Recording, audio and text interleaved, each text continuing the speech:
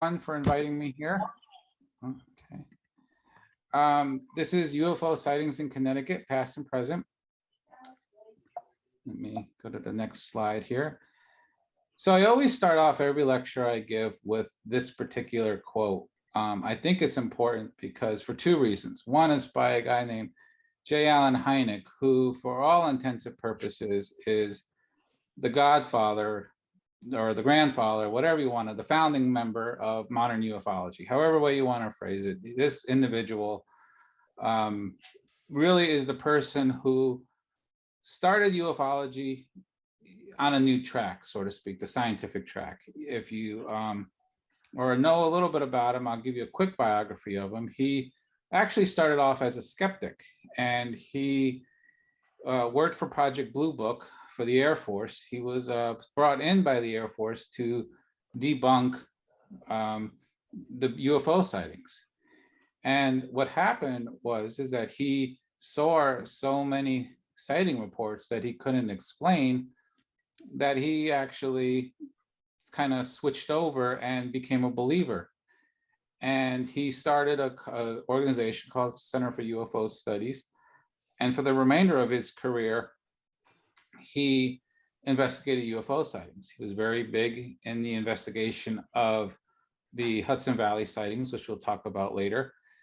For those of you that like the movie Close Encounters of the Third Kind, if you remember the end of the movie where Richard Dreyfuss and all of them are looking at the craft as it's coming into Devil's Peak, you see a guy with a beard. That was an homage to J. Allen Hynek by Steven Spielberg. So this quote, ridicule is not part of the scientific method and people should not be taught that it is. Ufology is ridiculed almost every day.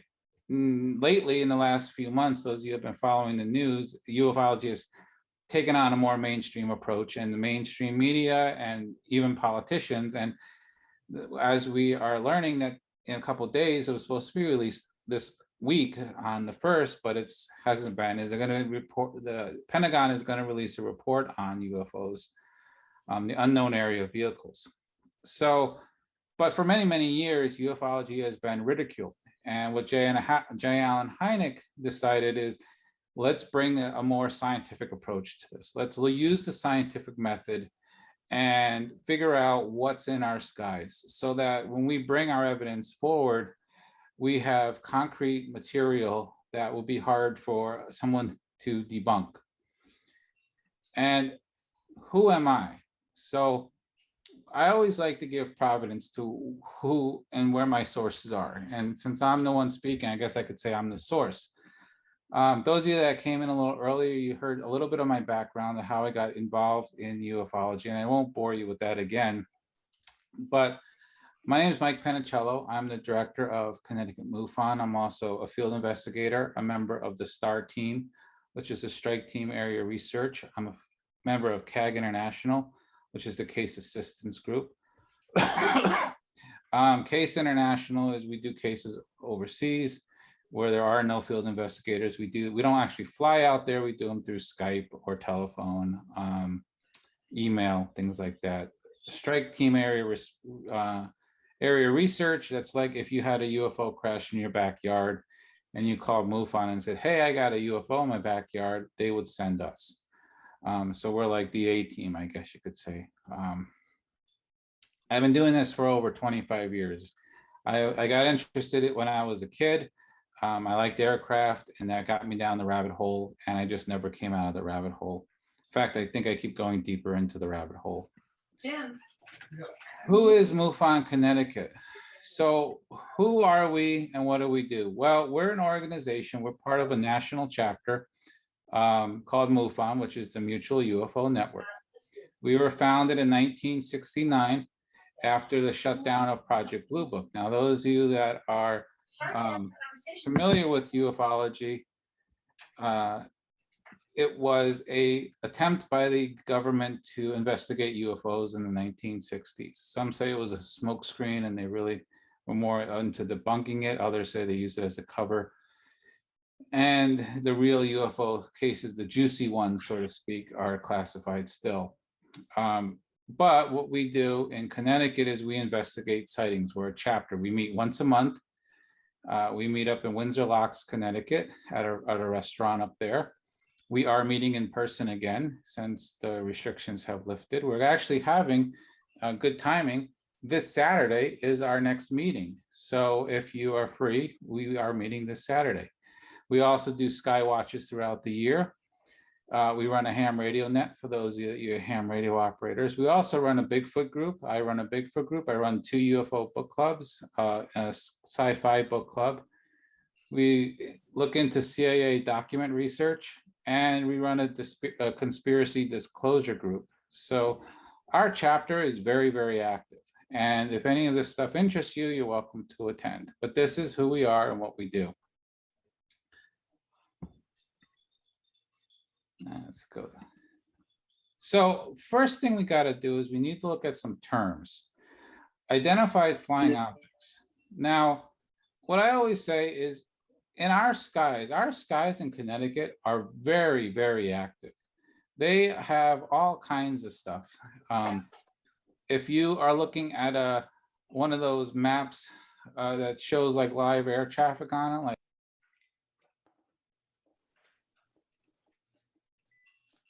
oh God, we just lost him. Just lost him. You did? Yeah, with live traffic. What did you do? I didn't do a thing, Jane. Unmute yourself. I think we're getting muted, so I'm going to If you go mute down here, people. Okay. There you are, you're back. Okay. All right, good. So what we have is identified flying objects. Over our state, as I was saying earlier, we have a lot of traffic. We have planes coming in and out of Boston. We have planes going in and out of Bradley. We have planes going in and out of New York and the New York airports like LaGuardia, Newark going overseas. They go up over the poles. We got a lot of stuff. I think like 90% of what's in our skies are man-made. They're identified flying objects. And these are some examples that I'll go over with you in a second. Of that 90%, 10% is considered unidentified flying objects. And this is my personal opinion over doing this for how many years. The 10%, like 8% could be like classified military craft or projects. There's a lot of defense contractors out there and subcontractors. Of that, the 8%, 2% is truly unknown. We don't know what it is. So what are some of the things that are considered man-made? Well, we have right here, we have a little star thing, which satellites are often considered man-made. They are often misidentified as UFOs. Weather balloons, space debris is up here in the upper right-hand corner next to the sky lanterns. Sky lanterns are very, very popular. They're often mistaken as orbs. Orbs are something we'll talk about in the next slide as unidentified, but they're often misidentified as orbs, but they're sky lanterns. Aircraft on final approach and taking off are often seen as triangles or misidentified, especially when it's very dark, because you have the white lights at each tail end. You have the beacon light, and then you have like their front wheel light, and that forms a triangle. And when that plane is very low, a lot of times you can only see those objects, and people think it's a black triangle, which is a very common UFO sighting as well as orbs, but they're actually a plane. So what are some examples of unidentified objects? So the first thing is Hollywood has linked UFOs to aliens. Often people think aliens are the little green creatures that come from Mars and they go neener neener, or they are the gray aliens with the dark eyes that are almond shaped and they have no hair and they have a gray body. And that's all true, but unidentified flying object is not in our field associated directly with extraterrestrials. What it means is whatever is being seen, we don't know what it is. And there's a lot of reasons for why that might be. It could be that there's not enough evidence to go over that to determine what was seen. For example, if a witness just says, I saw something in the sky and it was 20 years ago, which would be considered a historical case for MUFON, there's not much in a way we can do for investigation. You know, witnesses have moved on.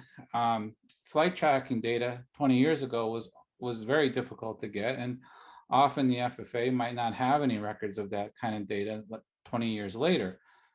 So there's not much we can do. So we would close it as an unknown, a UFO. Sometimes the craft is so weird that we don't know what it is. For example, the U-2 spy plane. When that first came out in the 1950s, it was often mistaken as a UFO. And the government was very, very happy to let that stand. Why? Because it took away attention from the fact that this was a classified military aircraft.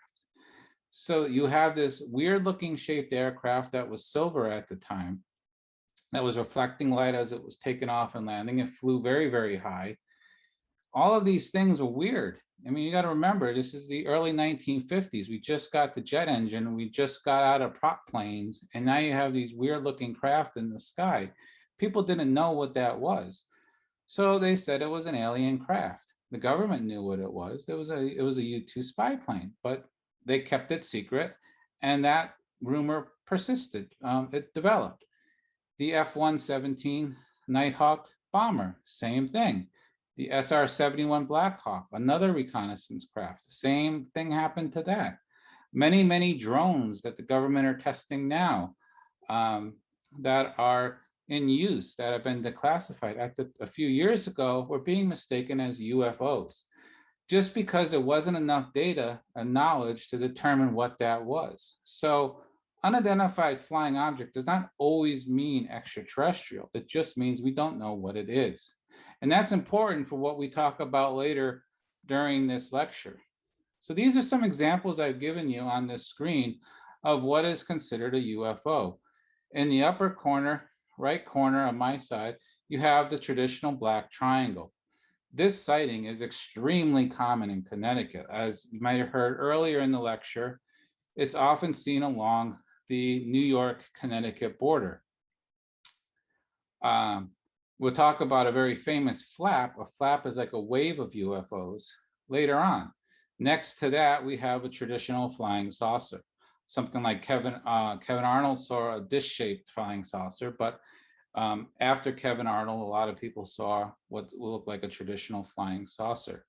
Next to that is an orb. It's probably just out of focus dust close to the camera lens, but I couldn't find a really good orb picture, and this kind of shows the same purpose. Orbs, it's usually white, they're usually orange.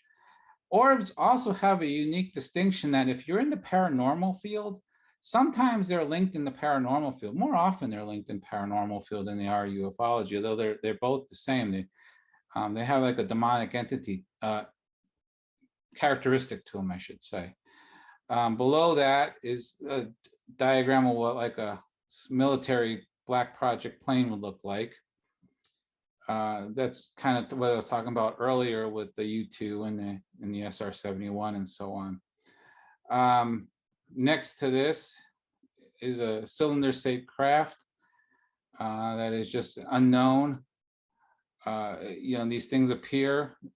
There's a lot of sightings of cylinder-shaped craft. The fun thing is if you want to go down the rabbit hole with cylinder-shaped craft, they're often most associated, linked with the secret space program. That's another branch within ufology that talks about there's a off-world presence of a breakaway civilization. And I won't really go down the rabbit hole on that, but that's often associated with it. And lastly, the one next to it is just unknown objects in the sky. These are like little white lights. These are actually probably satellites, but you know, people say I see these little white dots in the sky high above moving around. Most of the time they're satellites or space debris. 99% of the time they're satellites, but sometimes what they do is they jerk to the left, they jerk to the right. They have unusual characteristics of motion. Sometimes they are drones, like those RC little quadcopter things, but oftentimes they're just unknown. The last thing I want to talk about on this screen is the UAP, UAV. UAP is unidentified aerial phenomena. The UFO term has kind of gotten used up. It's kind of always associated with aliens, as I mentioned. So to make it more scientific to distinguish it, we being ufologists has used UAPs, unidentified aerial phenomena now. We don't really use the term UFOs. The military and also UFO investigators, military more uses UAV, unknown area vehicles. UFO investigators are starting to use that as well. All right, so let's dive into our cases. So first off, I broke this into 3 parts. We have past UFO sightings in Connecticut, current UFO sightings in Connecticut, and then abductions. The first sighting happened, is a historical article. It happened in Berlin, Connecticut in 1969. This was in the Springfield Republic. Now I know many of you probably can't see this writing at the bottom. It's not the best. But basically what I'll say it is, it's a 12-year-old boy who was in Berlin, Connecticut. He made this picture of an object that he saw at his home. He said it was silvery, had a pipe-like projectiles on it. He said it produced a roar like a jet aircraft. Neighbors said they heard an unusual noise in the sky, but did not see the mysterious object. So this is something that is in the historical record as a possible UFO sighting. Because it's historical, we have to classify it as an unknown. There's no way to really investigate this now. This kind of looks like a Mylar balloon, but he says it's a picture of an object. He believes it, it was poor camera quality at the time, so you can't really investigate it too well, but it is in the historical record of ufology. The next one, this is in the Winsted Journal in 1980. Now, this is an interesting case because what it was 4 people saw this. One of them used to be a member of our chapter. They were out one night, they were looking at the night sky, and they saw this traditional looking saucer-shaped craft. And they were watching it. 2 of them were engineers. I think 2 of them were, the wives were secretaries. They all worked for United Technologies at the time. So the engineers knew engines, they knew aircraft, they work around these all day long. That was their career. They were watching this saucer-shaped craft in the night sky for about, I think, a half hour. What happened next is the craft got on a 40-degree angle and then disappeared. Now, what's interesting about this sighting is 2 things. One, all of these witnesses were not UFO believers until they saw this craft. After they saw this craft, they believed UFOs existed. And that's actually a very common thing that happens. A lot of people who are not believers into UFOs don't actually believe until they see something. They have to see that in order to believe it. They just don't take it on faith. But what's also interesting about this sighting is the fact that the object moved at a 40-degree angle and then disappeared. Now, any of you that know or have ever researched a guy named Bob Lazar is a very interesting character. Ufology is kind of mixed on him. Some people believe him, some people don't. What his story is, in a real nutshell, a small, very condensed fashion, is he supposedly worked at a secret government facility called S4, which is out by Area 51. He was brought in to reverse engineer alien technology. Why he's important for the case of this sighting is because he said in some interviews that when the way the engines of these craft work is that when they engage them, the craft will then tilt at a 40-degree angle before the engine starts. And then once it starts, the craft takes off.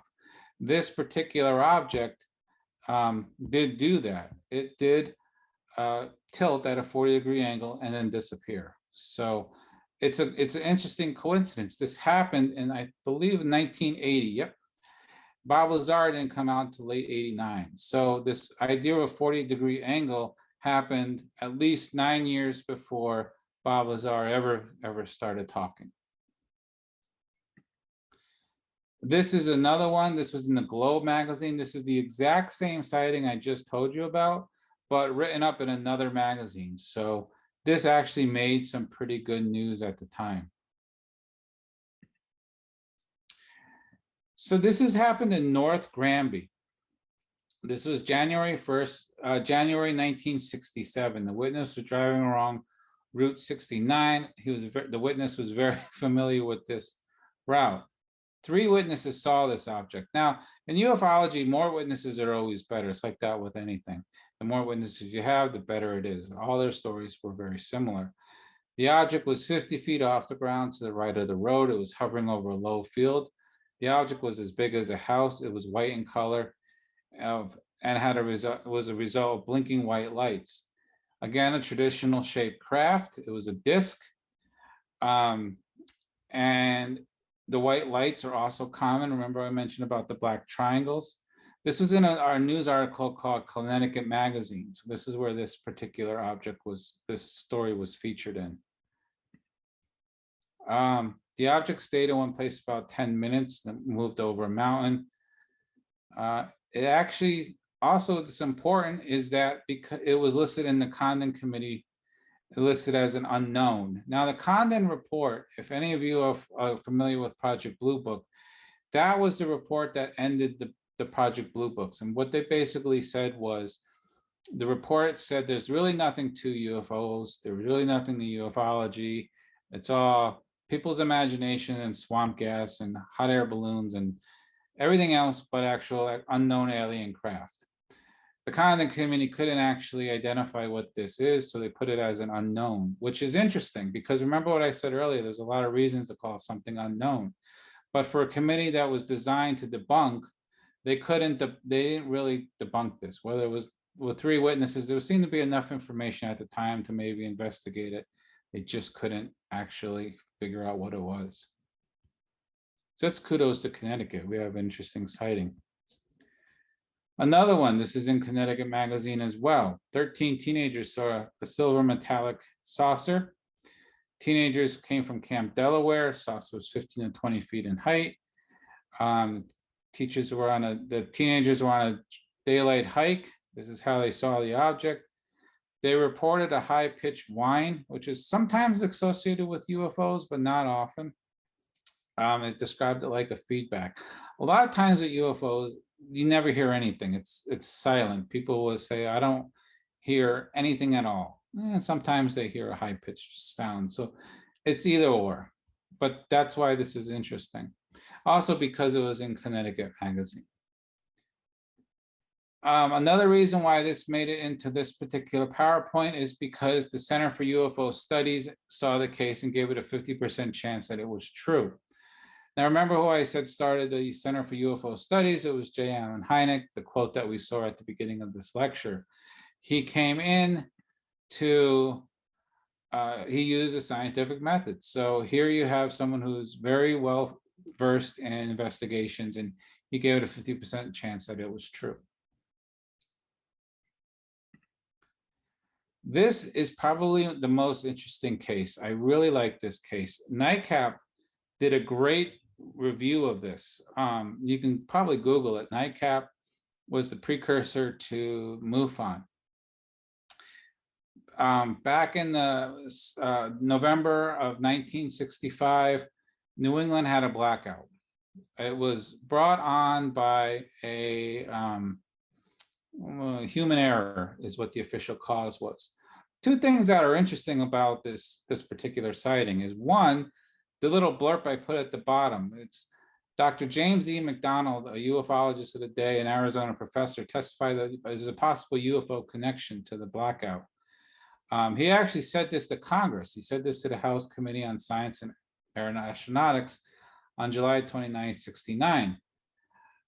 The congressmen even were impressed enough to kind of ask him more questions on his theory.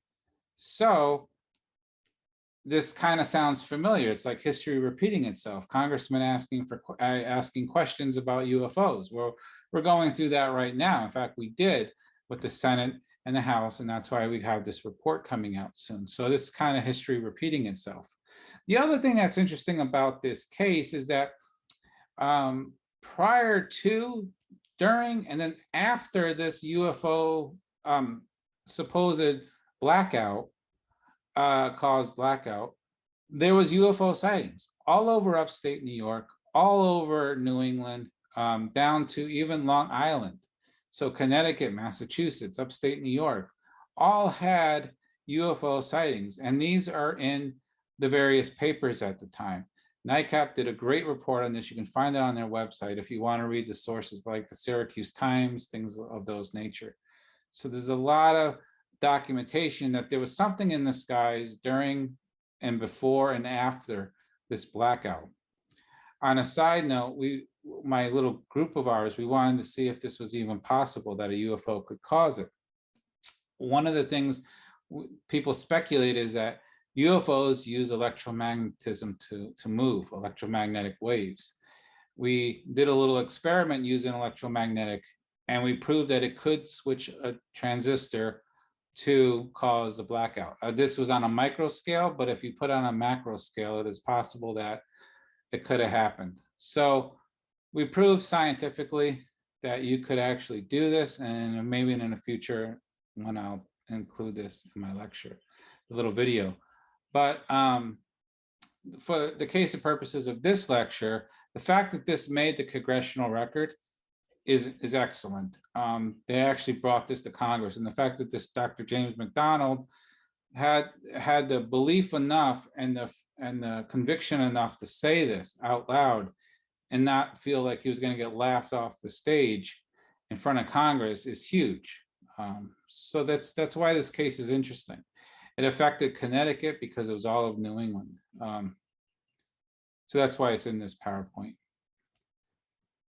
The most important in our New England area of sightings is Night Siege, a book by Dr. Allen. It talks about the Hudson Valley UFO flap. That's the most important sighting. Night Siege is probably the most important book on this particular flap. It's excellent. It's a very good read. In fact, one of our members actually is in the book itself with her story. She saw this craft. The craft at the lower corner under the Night Siege bio is a photo of what it might have looked like, and then these are other artist depictions of various what it might have looked like. The one on the top, it looks similar to what happened to the Phoenix Lights out in Arizona, but there was also similar sightings to this in the Hudson Valley. I was teaching an adult ed class in Vernon, and I remember a guy in my class, he was working East Hartford, and he saw a sighting during the Hudson Valley flap. So this flap happened all the way into almost to the Connecticut River, into east of the river where East Hartford is. So Connecticut had a very large amount of sightings. And even to this day, along the Connecticut-New York border, there's a lot of triangle sightings. There's a lot of triangle sightings around the Newington area as well, but mostly around the Connecticut-New York border. There's the majority of those sightings. There's a few on east of the river in like Litchfield, in like Windham County and Tolland County, but most of them are in Litchfield and Fairfield County. So maybe Night Siege is still going on. Maybe this book is going to have a part 2 and Hudson Valley flap is still continuing to some degree. I don't know. But it won't be written by Dr. Alan Hynek. He passed away. So let's go into present UFO sightings. These are current sightings in Connecticut. I try to keep them relevant. I've redone this presentation, so they're a little bit newer sightings. The first sighting happened in Bloomfield, Connecticut. It actually just happened May 26, 2021, between 7:50 p.m. and 8 p.m. This is a diagram drawn by the witness. This is where the witness was he was right here by the Bloomfield Hill Creamery. And where this white line is the direction he saw the object until it disappeared.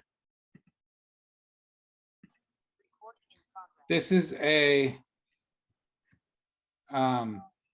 visual representation of what the object looked like. The objects moved from right to left. It flipped and turned flat. Then it continues to move away from me, shifting a little bit with the wind. So this is actually the witness's own words.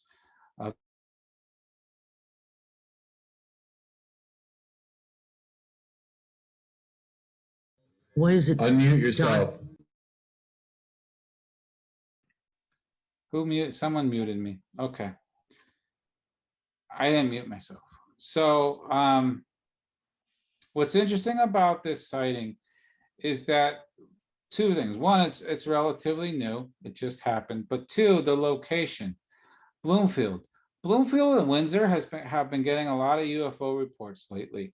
In the last couple of months, we've been getting a lot of UFO reports in this area of unknown objects, usually orb-shaped or cylindrical shaped that are metal or silvery in object, in color and reflecting light. Now, you also have to keep in mind that Bradley International Airport is close by, and the approach and departure of Bradley, some planes could be misidentified as UFOs. So keeping that in mind, you have to go in with this a little bit skeptical. But when you look at the overall pattern of UFOs being reported to our state chapter over the last few weeks, Bloomfield and this particular region, Hartford, Bloomfield, Windsor, have been seeing an uptick in UFO activity of unknown object. So could this be something that's a little more like man-made? Most likely, possibly. Unfortunately, the sightings that have come in have not had photos with them. So if any of you are listening and you see something, take a photo. That would be great. Most of them are just oral accounts written down, or like when you talk to people, they tell you orally on a telephone or on a Zoom call, but they're written accounts of these objects. So we're going off of what the descriptions are. You know, maybe there's something there. I don't know, but it's interesting that there's a little cluster going on right around here. This is one in Newington. This is also a recent sighting. This happened in January, so relatively recent. This is a triangle sighting. These are the drawings from the witness of what the object looked like. Again, you see the white lights, traditional triangle shape. You can see them again here. And if you look in the center of the object, you can see, looks like the red beacon light. What the witness is trying to show here is that these are just above the tree top level. But these are what they look like. They were moving very slow. He saw it for about 6 to 10 seconds. So it was moving actually pretty fast, but then it disappeared. He lost track of it. This is another sighting. This is in Stamford, Connecticut. This is an unknown object. These are the photos of the objects. So if you remember that object when I showed you at the beginning of the PowerPoint presentation with the UFO, unknown UFOs, and I had that like lights in the sky photo, this is what I was referring to, something like this. We don't know what these are. They're very interesting. They moved around. They moved in a flight formation. There's no aircraft or any man-made craft at the time of the sighting. An investigation into this didn't find any craft in the area. So, you know, this is interesting what these things are.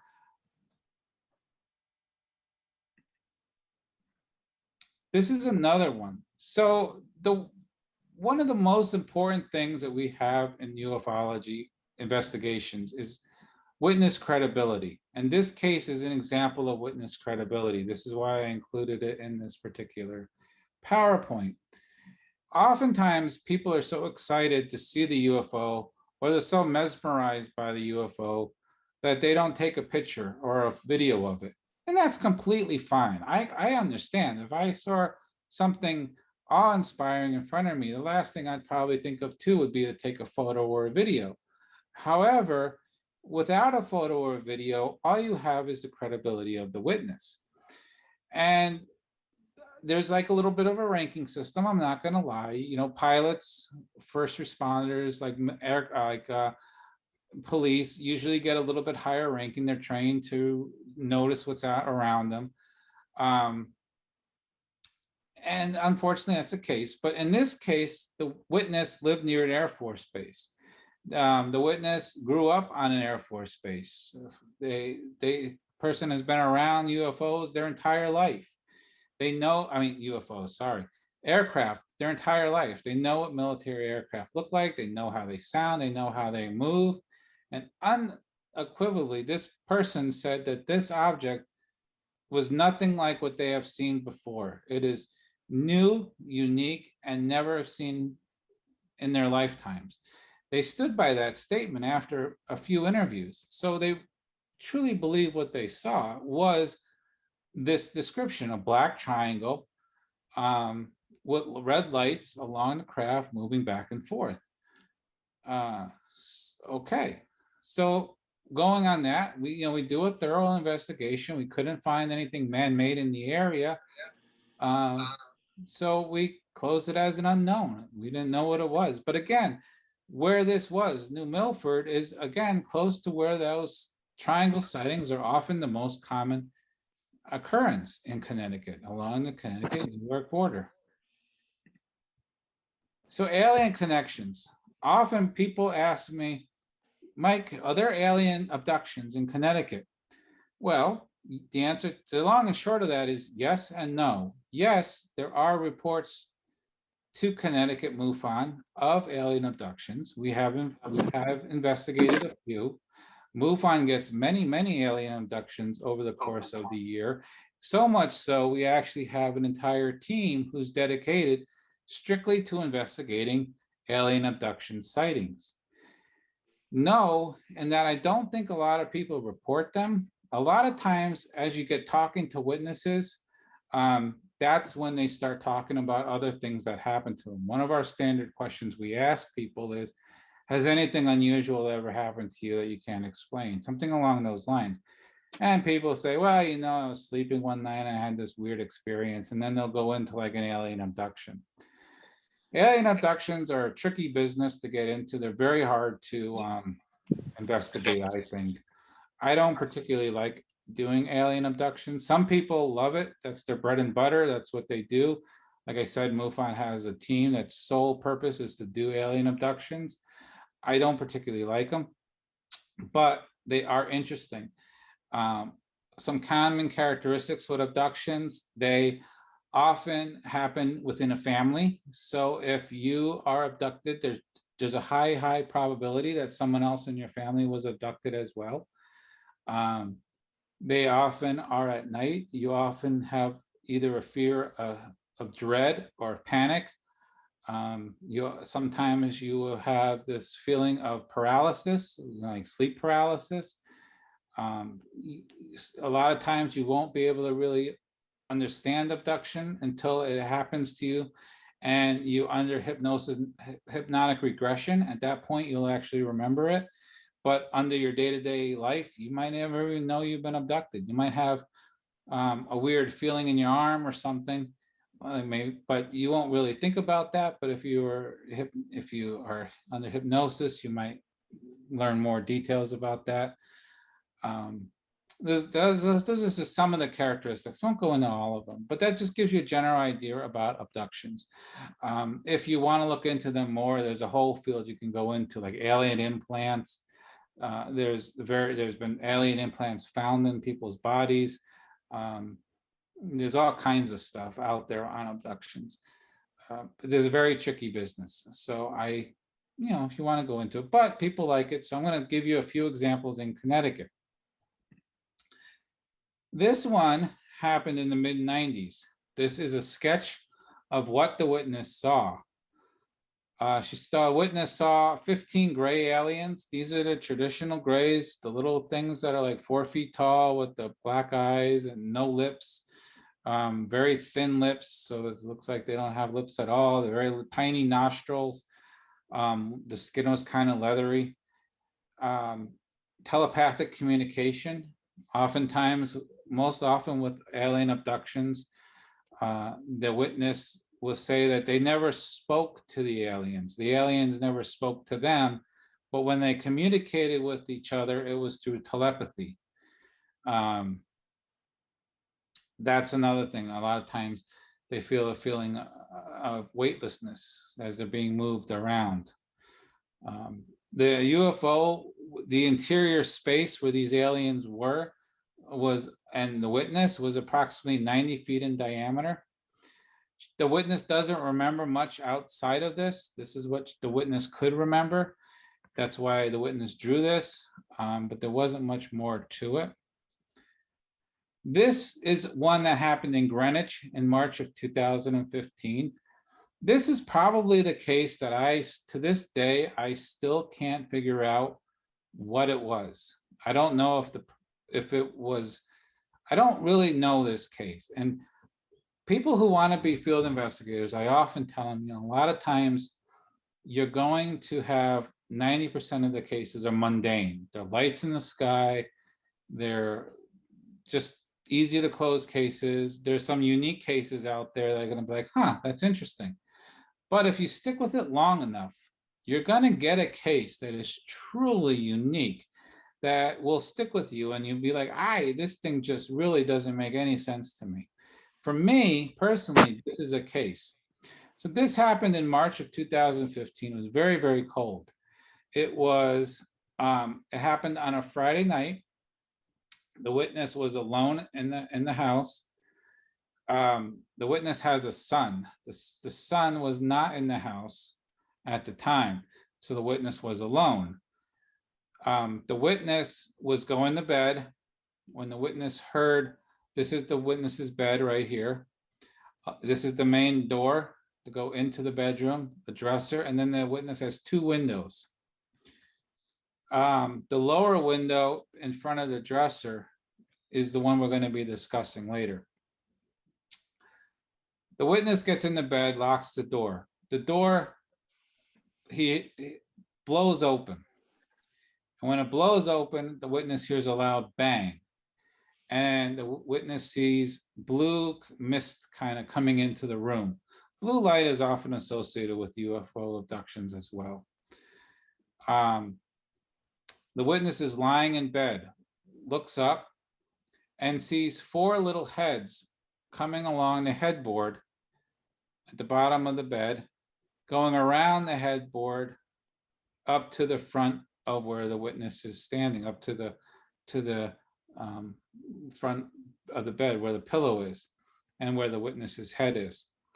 The witness is then paralyzed. The witness cannot move. The witness says to the lead alien, is like, what's going on? And the witness is nervous. The alien senses this and says, don't be nervous. Where's your son? I always found that interesting because you'd think the aliens would be able to scan the house and know who's in the house and who's not in the house. But the witness is like, well, the son's not here.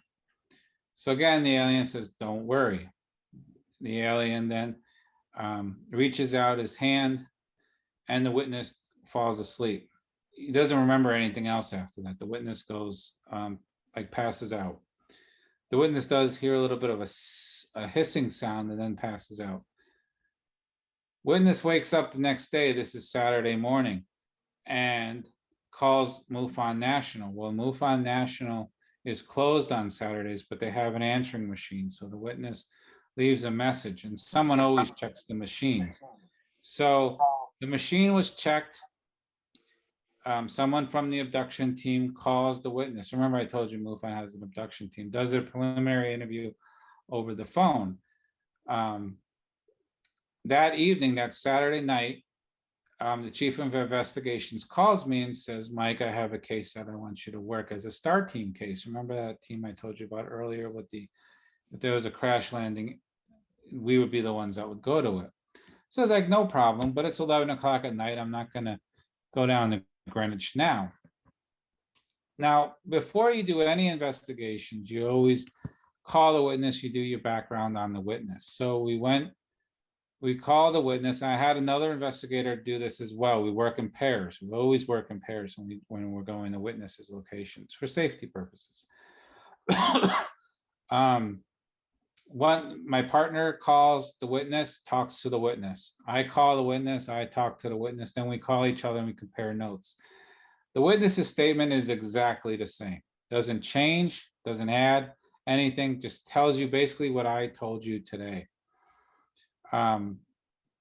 Which is interesting because any of you that investigate, do witnesses' statements for a living, you wait long enough, you go back a few months later, a few years later, witnesses' statements change, especially when they're excited and they're emotional. People forget things, they add things.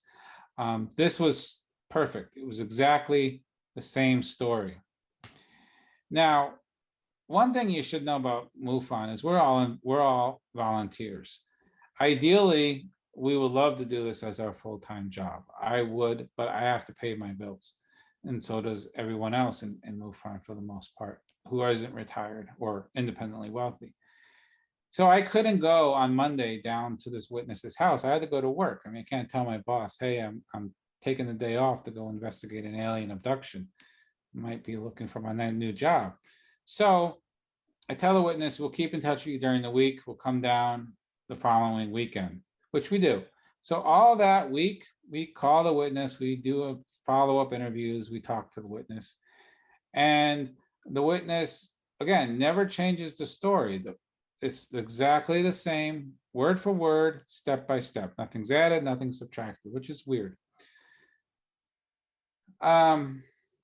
Saturday comes along, we go down to the witness's house, very rural area of Greenwich. It's in, we do an EMF, we look for electromagnetic, we do a radiation, everything is normal. We probably want to dissipate it at the time, but didn't. We go through the house, we look at everything that's there. The only thing that was odd was that the door to the bedroom looked like it had pry marks on them.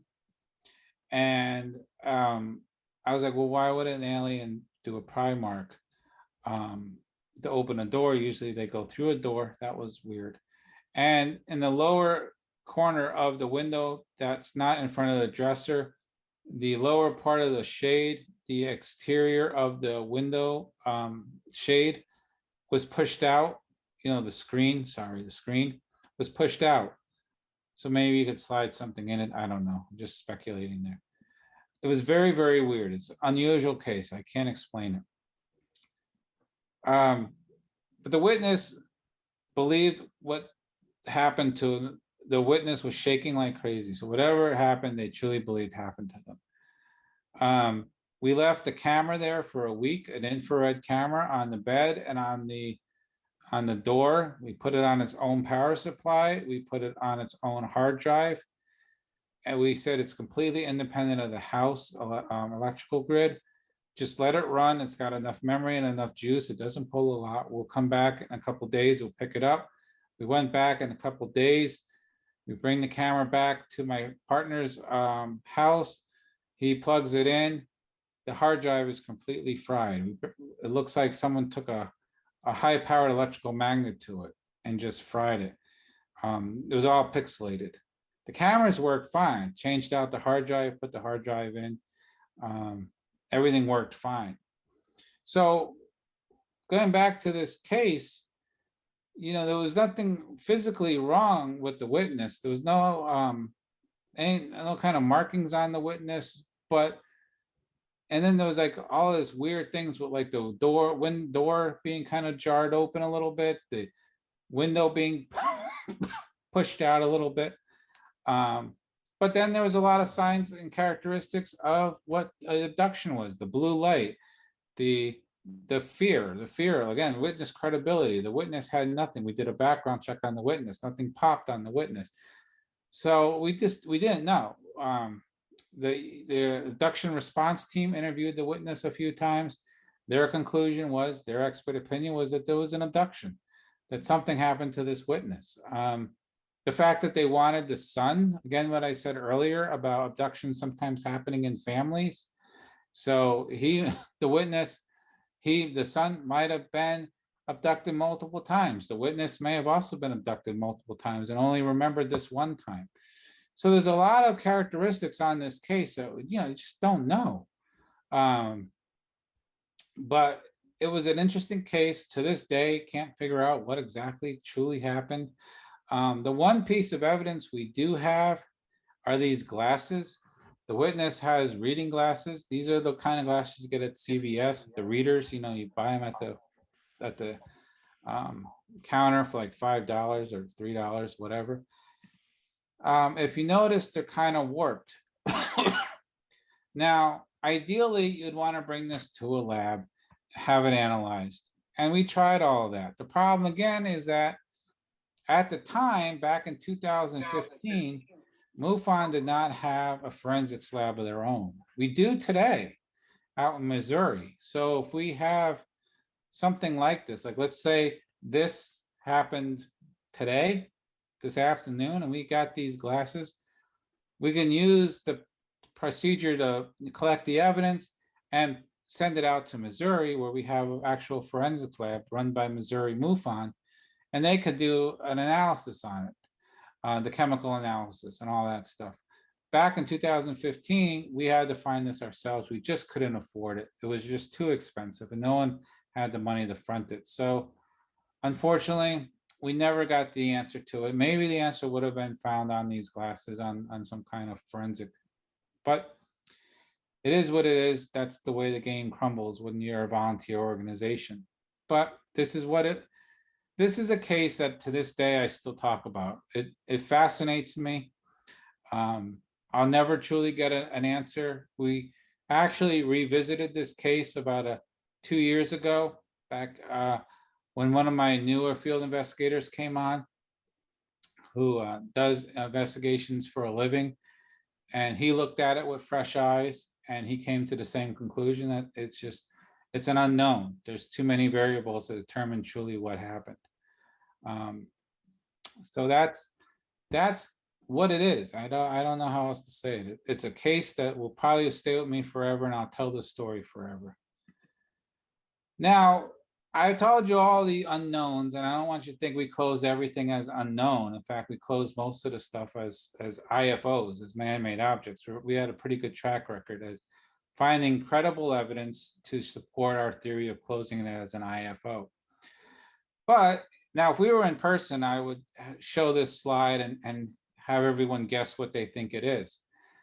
In this case, I'll just kind of go into it with you. Everyone see the UFO in the lower right-hand corner?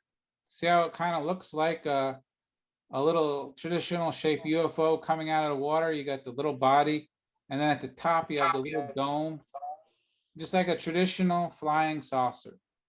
Now, this sighting happened just when I became a field investigator. I thought for sure I hit the mother lode when I got this case. I was like, hot diggity dog, I'm only doing this for a month. I am Fox Mulder right here. I am getting all these cool cases. Look, I got a UFO coming out of the water. And then I thought, after I found out what this was, I'm thinking like, a lot of those TV shows on cable stations, they'd probably try and pass this off as a UFO and say, look, this is a UFO coming out of the sound. I don't know, maybe they would, maybe they wouldn't. But a lot of people might have. And so it just goes to show you, I guess I'm trying to say is always be looking at things with a critical eye. You see a UFO photo, don't be quick to say it's a UFO. Do your investigation, do your due diligence, because not everything that's passed off as a UFO is a UFO. And so what is it?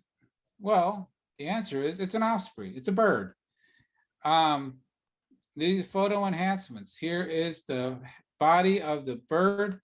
This is the wing that's hanging over like this. I know you can't really see it well on this video, and I apologize for that. But if we were in person, I could blow this up a little more on a screen on a library, and you can actually see the bird's eyeball. It's a little dot. Reflective light, so you can actually see that this is a bird. And we actually went down to the area where this was. We asked bird society in Norwich area. What are the characteristics? What are the habitat? You know, they live in like swampy area, kind of marshy. Found the marsh, we found their nests. So actually found 2 nests. So they have at least a somewhat good population there. Ask boaters around, like, oh yeah, we see these all the time on the water. So this is an example of why it's always important to do your due diligence. Don't believe everything you see on TV. Don't believe everything you see on the internet.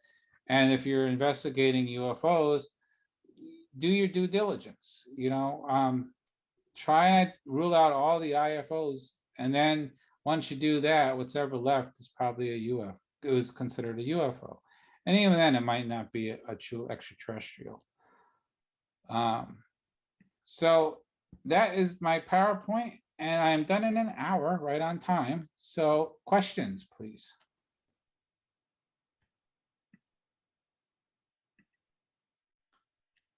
Let's see, we got some.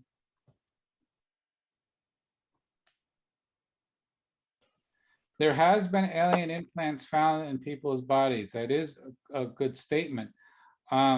If you Google a man named the Alien Hunter, Daryl Sims, I think his name is, he is the foremost expert on alien human implants. And I actually saw him at a convention in Pennsylvania, at the MUFON Pennsylvania convention. And he had a display table with all these implants he supposedly have taken out of humans. Not him personally. He has a surgeon do it.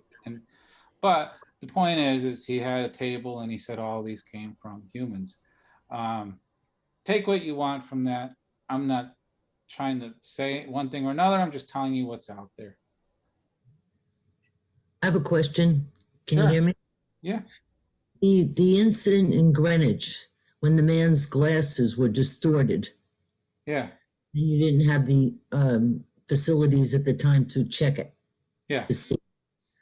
Why, if you still have those and now you have the equipment that could tell you what that means, that the glasses were all distorted, Mm-hmm.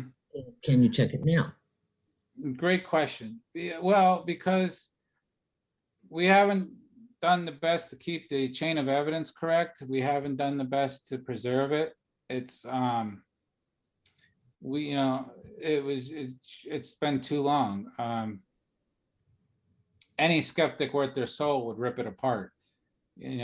So forensically, maybe we dropped the ball a little bit on that, but at the time we were working with what we had. We did the best we could with trying to do the forensics that we could, but now it's just it's too long. So any skeptic would just rip it apart. Why? Well, I mean, chain of evidence is a problem. You know, we have it in our custody, but we've displayed it at events.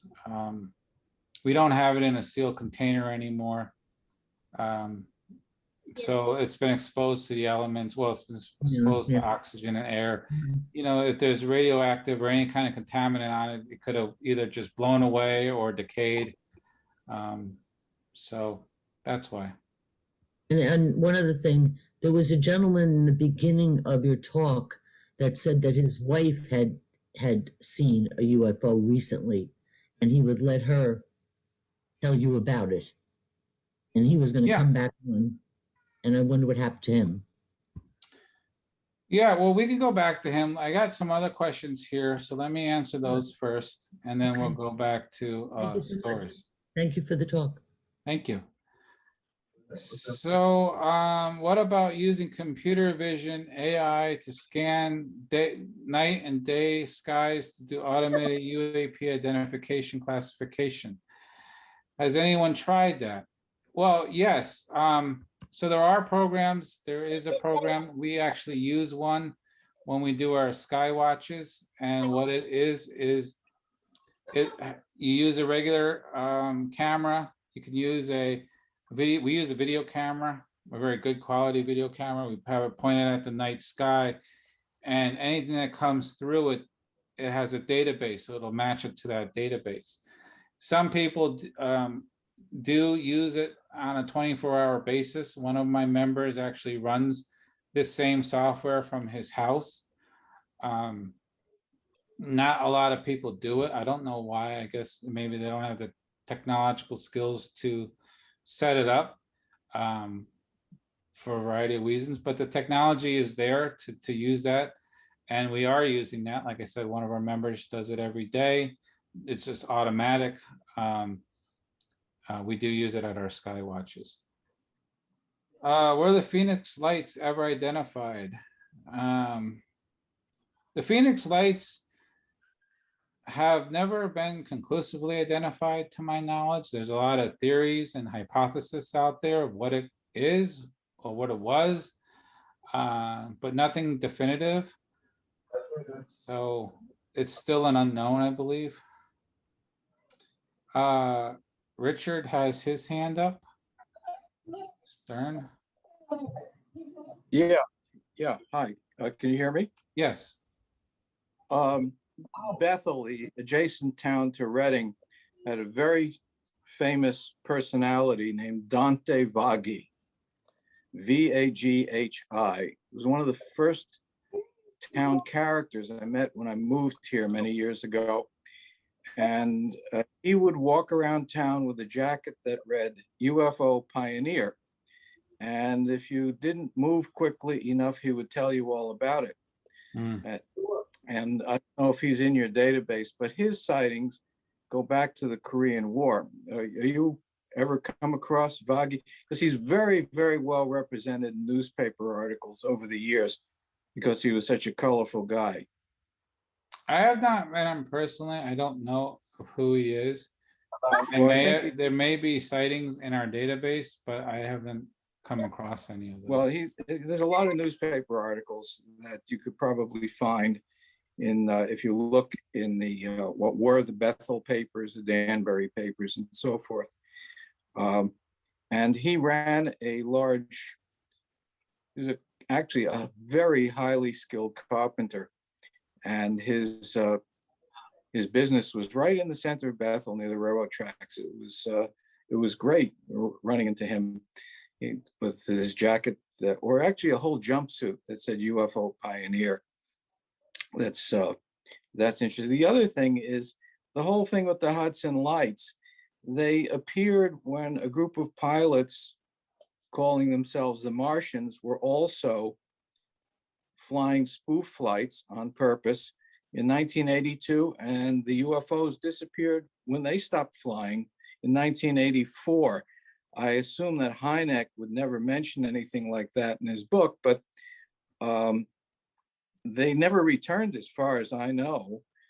And it was a group of small plane private pilots out of Stormville at the time. And they admitted it. I mean, this is not secret information. It's not no CIA cover up here. It was just, they just were practicing flying close together and found out that people would see them and the UFO reports would fly. And they kept it up for 2 years. Thousands and thousands of people saw this. Yeah, I'm aware of who those individuals are. They have been looked at into the UFO phenomenon with the Hudson Valley. But the Hudson Valley sightings have gone on much further and much further into Connecticut than they ever traveled. So yeah, they might have been responsible for some of the sightings, but their formations and their didn't match all of the sighting locations. Their time frame is much shorter than what the actual flap was, and their radius was much shorter than what the actual flap radius was. So yes, maybe they could have been in some of them, but they weren't all of them. And there's been a lot of research been going on with the Hudson Valley sightings since then. So I don't believe they were the sole purpose cause of that flap. And there's a lot of documentation to support that. Let's see, with the latest drone technologies, especially synchronized drones, are sightings now more prone to sophisticated spoofs? Can you explain the tic-tac-toe type UFOs? Yeah, so drones are horrible horrible little things for ufology because they are throwing everything out of whack. You know, before the quadcopter came around, when you had an object that could turn on a dime, stop, hover, and then take off at a high rate of speed, that technology didn't exist yet. So it always immediately put it into, well, this might be an unknown UFO. Then quadcopters came out, and when they first came out, they're very, very rudimentary. They can only go a few feet off the ground to maybe a couple, like maybe 20 or 30 feet was the most. So then you were saying, okay, well, these craft can only, it's only above tree line level, it's moving around, it's in a short radius because it has a very small Wi-Fi radio frequency range, so it stays within like the owner's yard, things of that nature. So that was okay. Now quadcopters are very, very sophisticated. They go very, very, very high. Just ask the FFA. They always have problems with them around airports.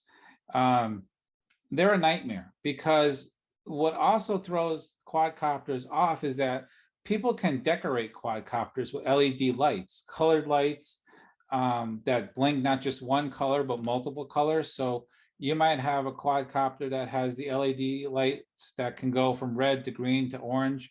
So what used to be UFOs, because they had multicolored lights, now you have to say, well, could this be a quadcopter? They're hard to identify. They're really tricky. We had a case, I worked a case, I'll give you an example. And this was probably just, I guess, for lack of a better saying, dumb luck, how we think we got this out. There was an airport, I won't go into where it was. We were listening to the aircraft frequencies, and they said a pilot reported seeing an unknown object in the sky. And you know, we put in a FOIA request, the Freedom of Information request with the FFA, got the tower report. We were able to find in the area a club that had quadcopters, and that's and a lot of other things. I want to go into details, but it takes a lot more investigations to determine if it's a quadcopter or if it's a UFO. Now, what it is if the object is really very, very high in the sky, it's moving very, very quickly. So our definition is kind of changing a little bit. We're still trying to adapt on how to truly know what that is. They're very quiet too. That's another thing about UFOs and quadcopters. UFOs are quiet. Now, quadcopters are very quiet, especially if you're a far away. You know, if you're right on top of a quadcopter, you hear that little buzzing sound, the buzz of the rotary engines. But if you're like a couple hundred yards away and it's high in the sky, you can't hear the thing. You can see it. So they're very, very tricky. And investigating them is becoming our next determination of how best to do that. We lucked out with one, finding it around where an RC club was working. But Oh, raise hand. maybe that's it. I don't know, but I don't know how to handle that. We're still trying to figure that out. So could they spoof us? Probably. Have they?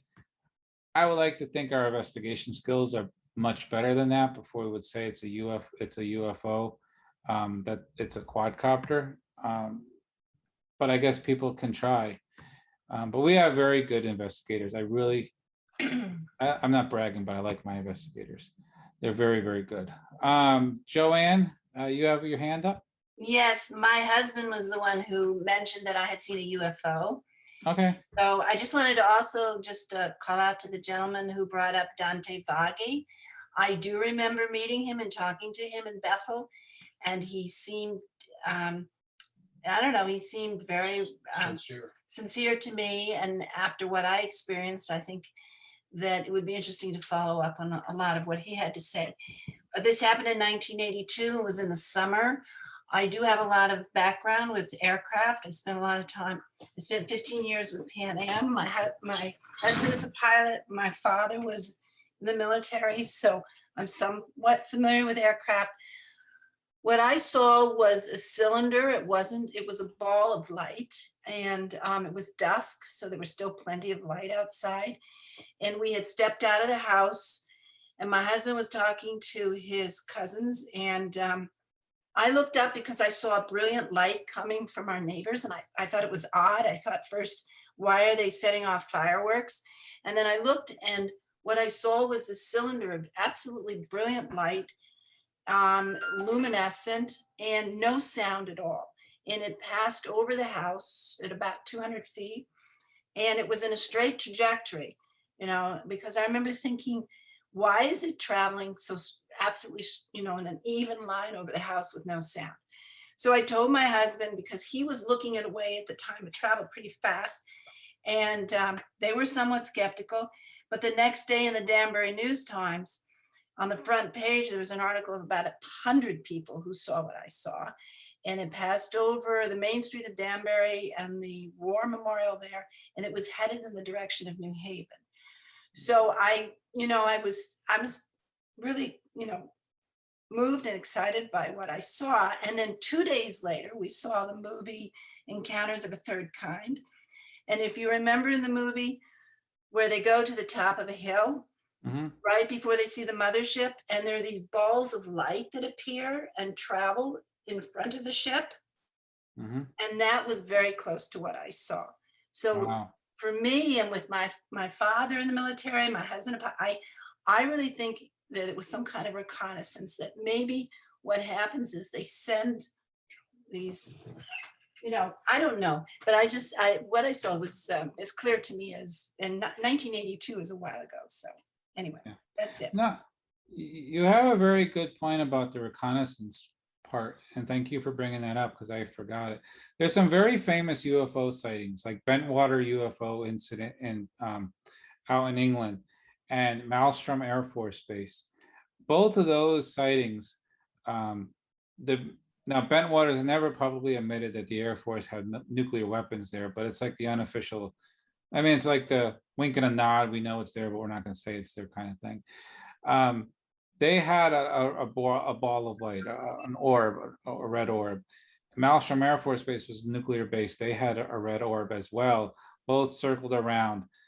Orbs are often seen at around our nuclear institutions. So maybe it does lead credence that they are watching us. And then there's that belief that a lot of these extraterrestrials are watching us because, you know, we have nuclear weapons and we're not going to try and like blow ourselves up. They're more worried about us destroying the planet. Then there's a theory, well, maybe, you know, nuclear weapons do something with space-time, but they're more concerned about the nukes, and that's what eventually brought them to us. Because after the nuclear weapons were dropped on Hiroshima and Nagasaki, UFO activity increased, especially around our nuclear installations. We had Roswell shortly after that.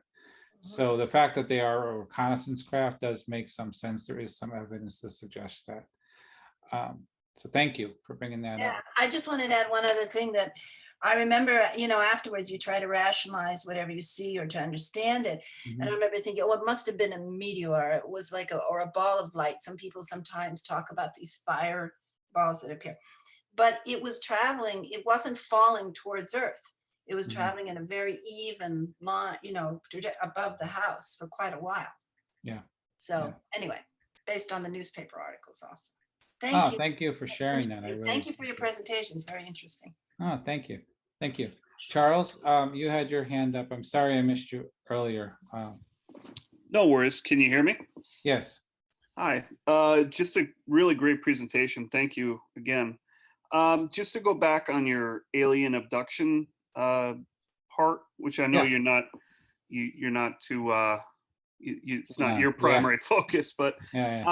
I always get a little, I don't know how to say, I get a little more skeptic with that, because I myself have had sleep paralysis before, and it's incredibly uncomfortable. It's scary. It's not fun. I wouldn't wish it on anybody, you know, not able to breathe correctly, just an overwhelming sense of fear, and that, you know, there's like somebody there in the room. You know, it's just a sensation that is totally not fun. So my question for you is, when you look at these alien abduction cases, how do you rule those sort of the sleep paralysis out?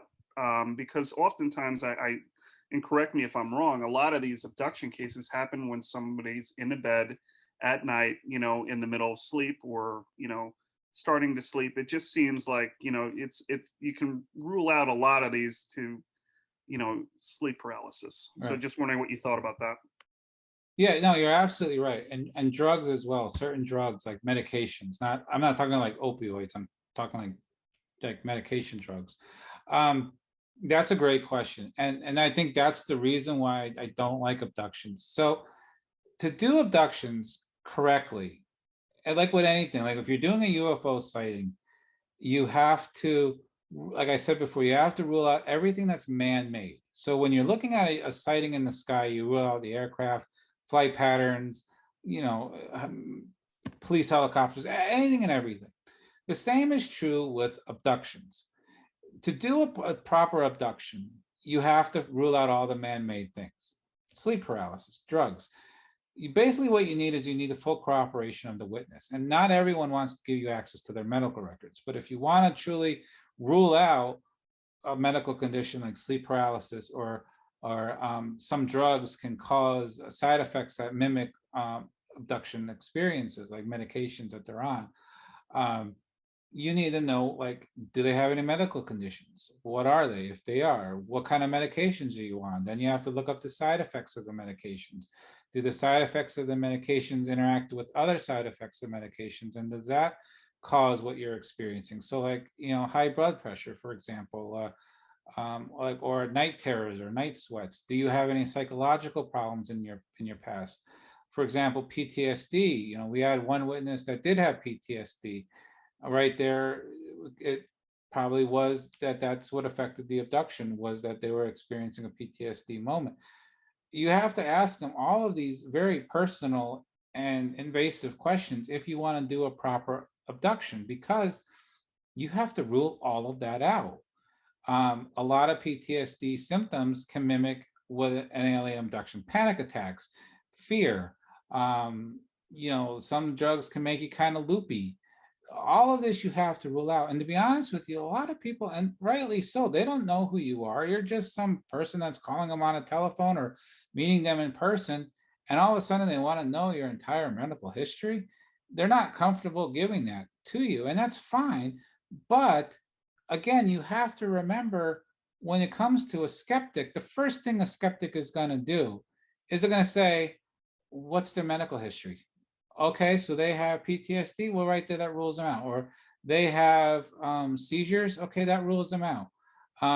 Or they have a drug that causes, lightheadedness and vertigo. Okay, that rules them out. So all of that is something you have to rule out.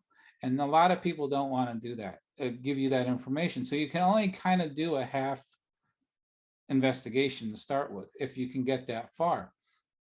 A lot of people just want to tell you like their story and want you to believe them, but that's not really proper research. That's not an proper investigation if you just take them at face value without actually investigating the sighting. So you really have to dig deep. And because of that, it's very hard to do an abduction unless the witness is truly willing to give you all of the information and all of it accurately. Then, like I said before, you don't really know a lot of the depth of the of what happened to a witness until you put them on the hypnosis or regression. That can be dangerous in and of itself for a medley of reasons. So you need to have someone who's trained to do it. You can't just have Joe Schmo who's taken a few online classes do this. It's very, very dangerous. And I suggest only professionals do this. I don't even do it at all. And I tell people that because there's a lot, you open up a lot of Pandora's boxes, and we're not medical professionals, we're volunteers. So we're just trying to get the person's information.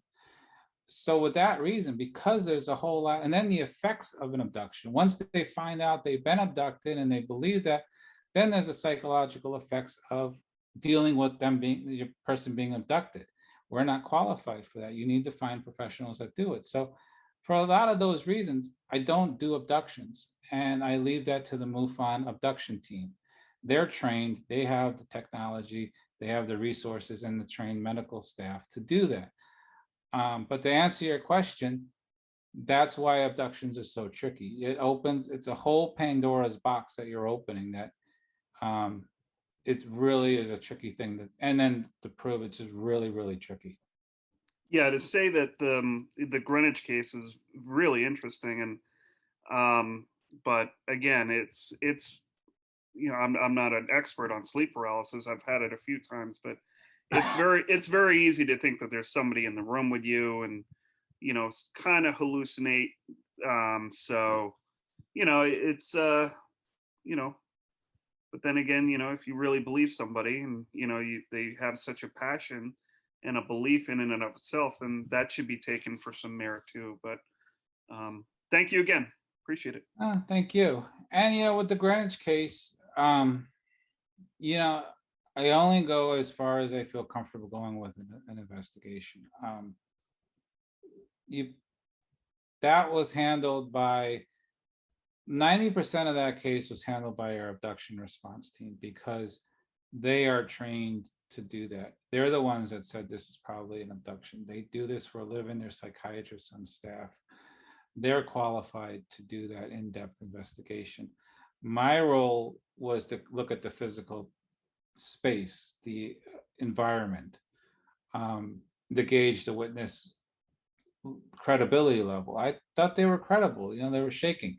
But I was not the one that made the final conclusion that it was an abduction. That was them. For the very reasons I told you before, I am not qualified, and I don't pretend to be qualified for abductions. I don't want to go down that road. But they did it. But still, I was involved with the case in that I did the external part of it. And to me personally, I'm like, whoa, this is an amazing case. Yeah, it probably could have been sleep paralysis, but there was, like I said, there was some parts of it that had classic alien abduction points. The thing with the child being asked where he is, the blue light, all of that stuff. So yeah, I don't know. I'll never know. And it could have been, but it was really cool. Someone asked, can you expand on the tic-tac-toe UFOs? Yeah, so the tic-tac-toes, that was a bunch of videos. There was several videos that came out. It all started actually back in December of 2017 with the New York Times article by a lady named Leslie Keene, who is a very good reporter. If you haven't read any of her work, it's great. She wrote a book, UFOs in General. I think that's the title, but it's a great book. She's a very good investigative journalist for UFOs. She came out with a piece with the New York Times talking about a military program that was investigating UFOs in the Pentagon. It was supposedly started by Harry Reid, Lou Elizondo, which is probably a common name to you now. If not, he was the guy who ran the program supposedly for the Pentagon. I think he worked in the Defense Intelligence Agency. He's been around the UFO circuit since then. He spoke at a MUFON convention symposium. Sorry, he's been out anyway. When that was released, he had 3 videos that were released along with it that came out. One of which was his tic-tac-toe video. Another was of these other 2 objects that were around battle groups, aircraft carrier battle groups. And you can see on the HUD display, the F-18 pilots were like, we don't know what these are. They're very animated. They're very excited. They're trying to chase these things down. They can't get a lock on it. They get it in their HUD display, the little display at the top of their cockpit that shows like the telemetry, and then it's gone, and then they're chasing it. The videos are interesting because they show what I was talking about earlier, these objects that are showing technology that we don't currently have. They're moving in directions that, they're turning on a dime. They're at 90-degree angles. Now, if you know inertia, if there was a person in there, unless they were really strapped in well, and you're going like very, very fast, and if you're not strapped in, when your ship turns left, you're going to still go straight and you're going to be splattered against the wall, and there are all these things then your insides will be hit against your body, and it was the G-forces and, how the humans survive this. So if there's not humans in there, or these remote control, how do they move so quickly? All of this technology, these questions came up from those videos, and they've been circulating around since then on the internet. And that eventually led to the Congress getting involved and doing hearings on this stuff. And then that was just what led to the supposed UFO report that's going to come out sometime this month, talking about what these possibly are.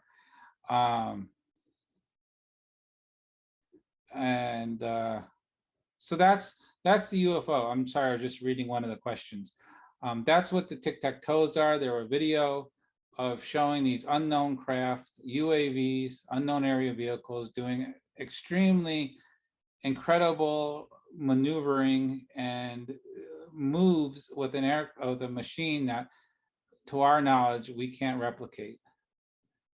I missed the beginning. I'd like to know what work, if any, you've done with the government committee which was tasked with investigating UFOs.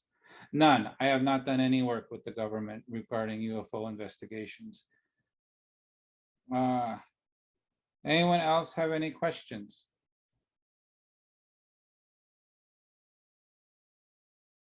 Okay, well, I guess I will. I have a question. Oh, sure. Sorry. Yeah, go ahead. I was one who asked about the government committee. Not just you personally, but your entire organization. Has anyone gotten involved with that? So MUFON is made up of volunteers.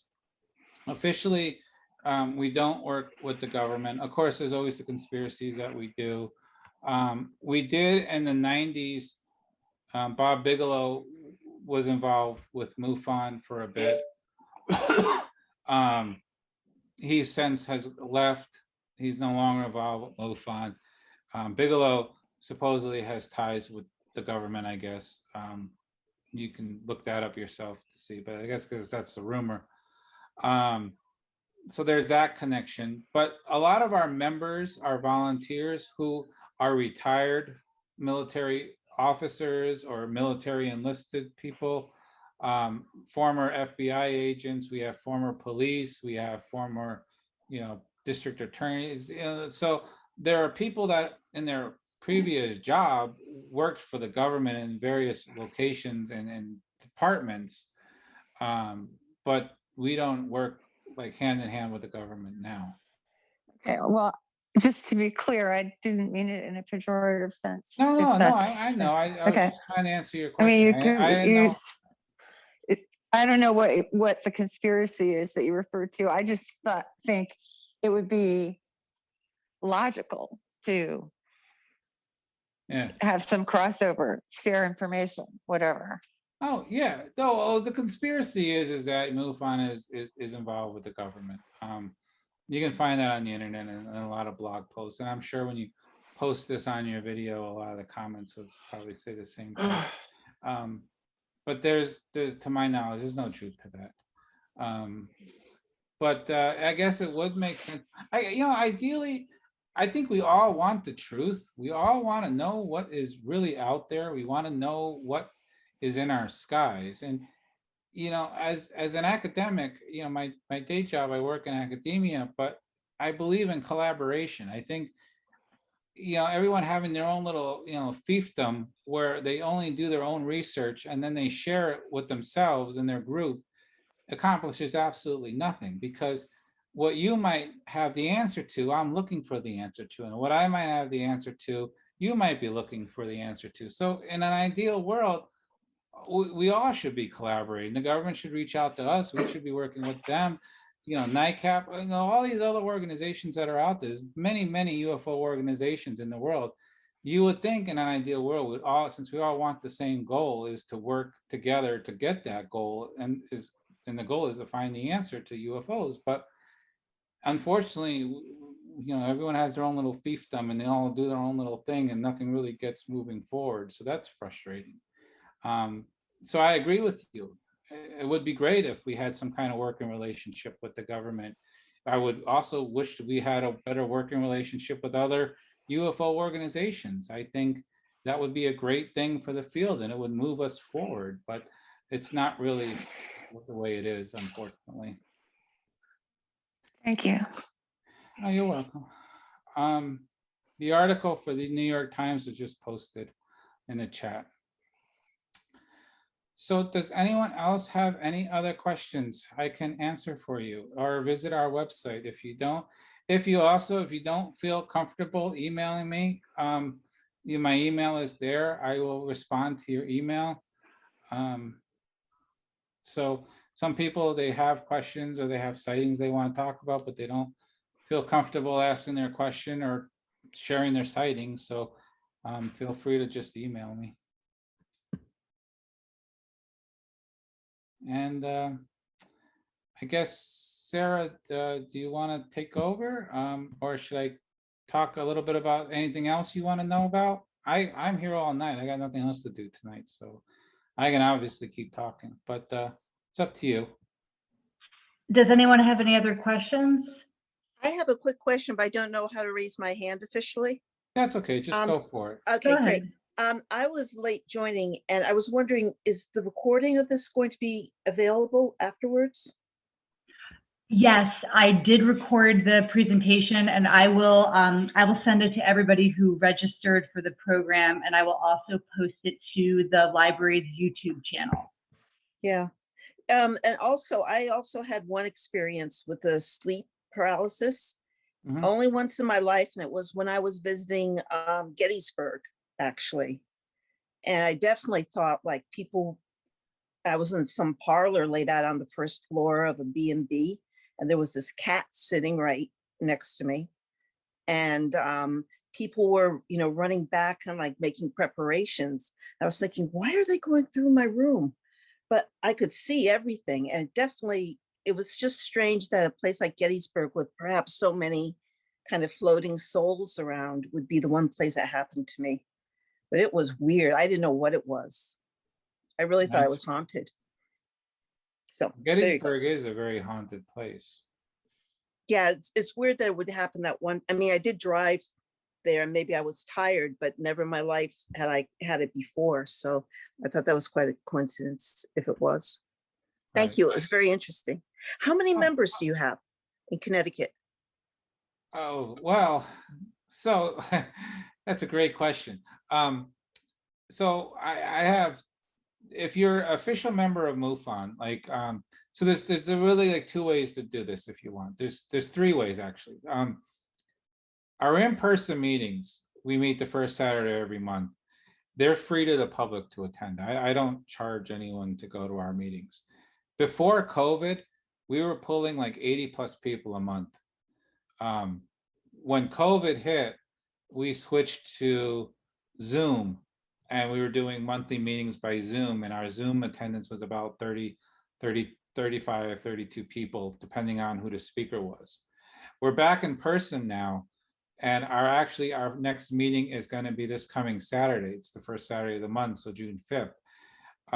We had a meeting last month, and we only had about like 23 people attend, but we have to get back in the upswing. So before COVID is probably our most accurate. We're pulling like over 80 people. I think if COVID didn't hit, we probably would be over 100 by now attending our meetings. I really do. Especially with it being in the news. Where are the meetings?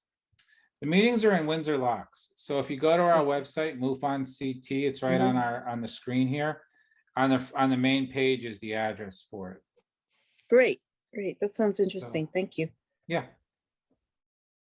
As for field investigators, we have 4 investigators right now. So we might have a 5th coming up, but that's where the fun is. So if any of you actually want to go out and investigate sightings, you'd want to be a field investigator. And that's we have about 5. So those are our numbers, roughly. Anybody else have any questions? Anything you want to know about, like about the report that's coming out, about the Phoenix Lights, any other UFO sightings, anything like that? How broad do you think the report will be? I mean, are they going to put everything out there? I don't think they're going to come out and say it's truly extraterrestrial. I think what they're going to say is probably something like it's technology that we don't know about yet, but they'll leave it open-ended where it could be just advanced technology that could be ours, it could be another country's, it could be something of that nature. But I'd be very surprised if they come out and say that it's going to be otherworldly. But I could be wrong. I hope I am.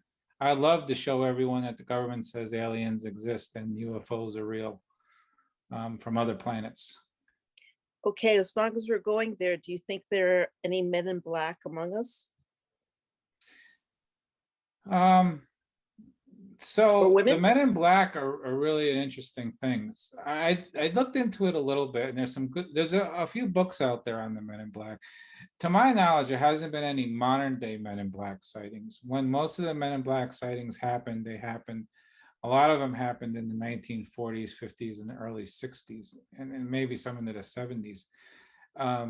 At the time, the men who were working in the defense industry or businesses, they all had very similar suits to that. So, there was a hypothesis that maybe that what these were defense people coming. When you saw like a classified aircraft, they were kind of coming to scare you out or something like that. I don't really believe that, because a lot of the way that these creatures, and I call them creatures because they really acted very, very strange, did not match like human emotions and the human movement. But I do not know any current sightings as of like 2021. So I'm not sure if they're still around or not.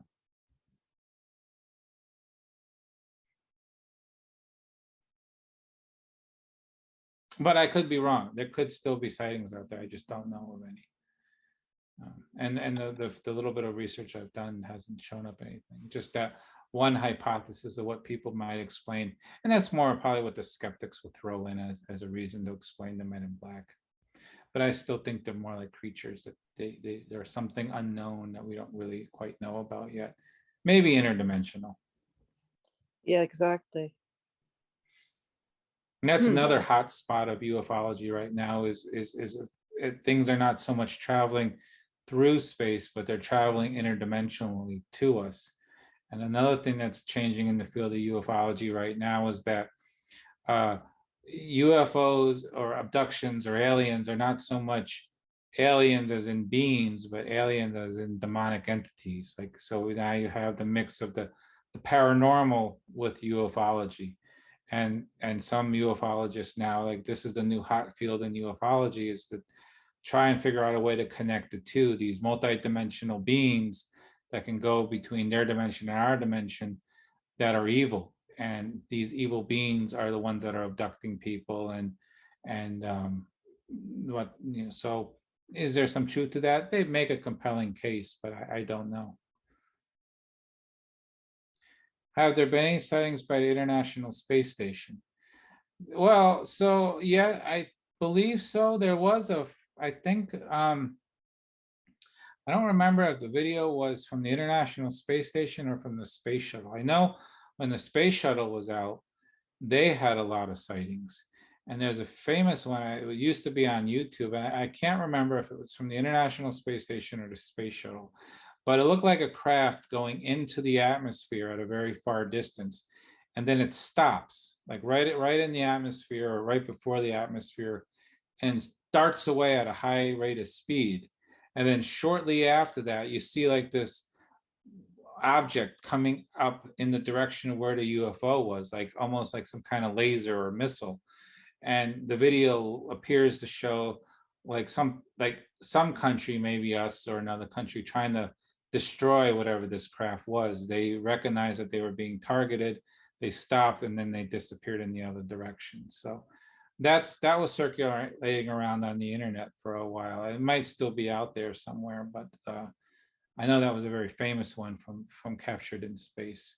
And then you have the so-called ones where like something will start to show, and then NASA will quickly cut the live feed to the space station, and then they'll come back like 10 or 15 minutes later and be like, oh yeah, we had a relay issue.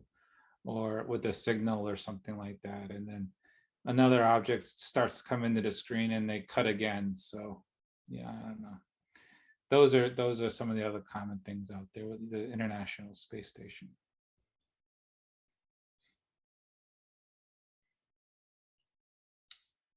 Okay. Mike, I just wanted to say thank you for a wonderful presentation. I really appreciate you doing this for us. This was you're absolutely welcome. Thank you fantastic. for having me.